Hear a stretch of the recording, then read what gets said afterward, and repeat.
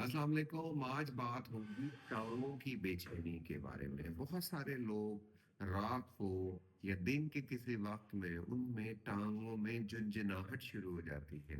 टांगों में बेचैनी होती है, अपनी टांगें दिल करता है उनका उठा उठा के मारे। इसको कहते हैं रेस्टलेस लेग सिंड्रोम। वैसे तो 50-60% केसेस में इसकी कोई वजह नजर नहीं आती, इसकी कोई खास वजह नहीं होती। लेकिन बहुत सारे लोगों में खून की कमी, फौलाद की कमी से, आयरन की कमी से ये अलामात पैदा होती है। तो आयरन डेफिशिएंसी इसकी बहुत बड़ी वजह है। इसके अलावा ज़ियादतीस, शुगर का मर्ज भी टांगों में बेचैनी और रेस्टलेसनेस पैदा कर सकता है।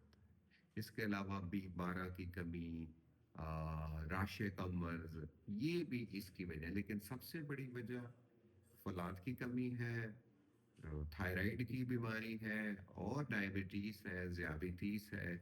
और कई दफ़ा इसकी कोई ख़ास वजह नहीं होती और ख़तरनाक वजह नहीं होती।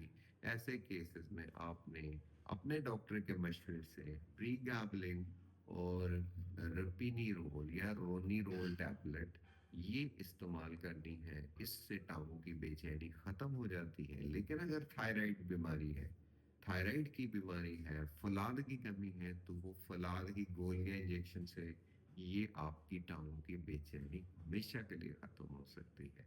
आपकी तवज्जो का बहुत शुक्रिया।